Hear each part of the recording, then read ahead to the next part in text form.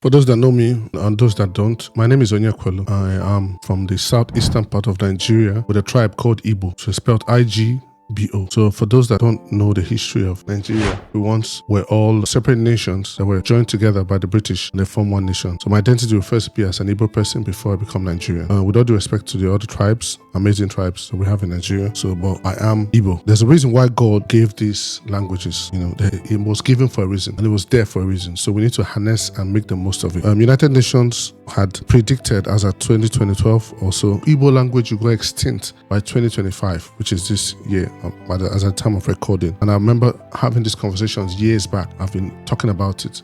There is an importance of why we have our language.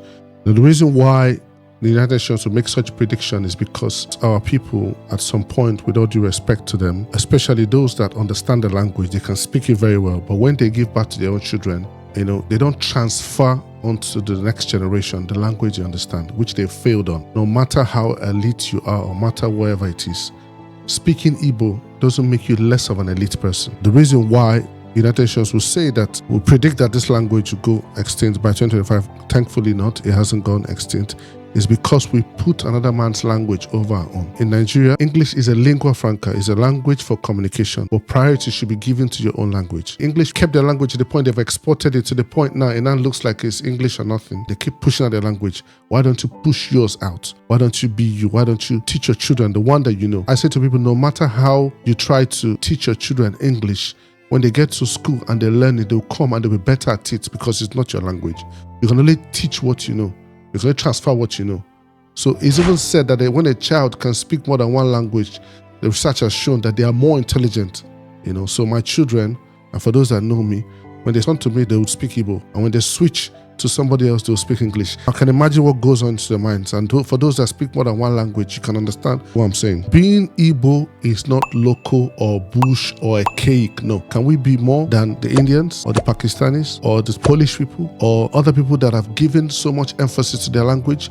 I've seen children come to school and they can't speak one word in English. And those English schools will accept them and teach them English and they learn. But those children already understand their language very well. They speak it so well. So why are we not proud of who we are and what we are? Why do we have a generation of parents that can speak Igbo fluently but their children can't? That's failure. It is unfair that you have something this valuable and you didn't pass it on to the next generation. I think it's unfair to your children. It's never too late to get it right. I always say to people, they say to me, oh, it's one mistake I made. I said, no, it's never too late to get it right. How do I know? I find myself in China for one reason or the other. And at my age, if I don't make the effort to try to speak a language or two to communicate to the taxi driver, I would not move an inch from where I am. So I have to find a way to either give him a business card or show him my phone or say the little I've learned that my friend has taught me or I checked on the internet or asked someone to teach me to make progress. So if you find yourself in Russia, for instance, and you want to survive by any means or to move from point A to point, you'll make the effort no matter your age to learn something. So I'm sure you can relate to that in different other countries that English is not their first language. And you've come to stay there or you came there to do one business or the other. So what am I trying to say? It's not late for us to get these things right. Start teaching your children Igbo. If you persist, your children will see. You can speak to them in English and speak to them in Igbo.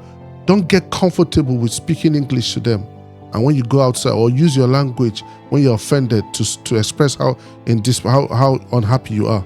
That's that quite a lot of children know the negative words in the language, but they don't know the words. No. Be persistent with it. Whether you're at home or you're out of the home, be persistent. And sooner or later, your children will understand that this language is important for us. And because our culture is embedded in our language, and that helps our parenting and the way we relate to our children. So I want to encourage each and every one of us, start today.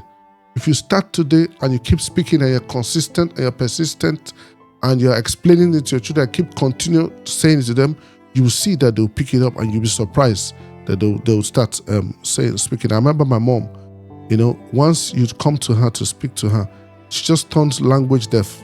You speak in English and speak, she won't even listen to you. Once you speak Igbo, automatically she just responds to you.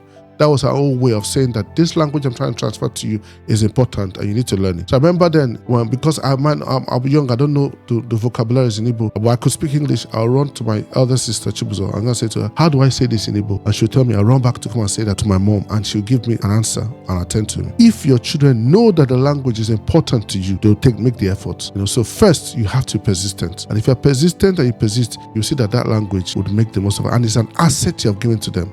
I can't tell you enough what the language has done, how it has helped my children, how it has helped my. I can't take all day. But it's important. Be proud of who you are, Cindy. Speak your language to the world. The world is in need of variety. The world does not just need one size fit all. Be proud of it, Ndibo. Thank you very much, and God bless you. Bye bye.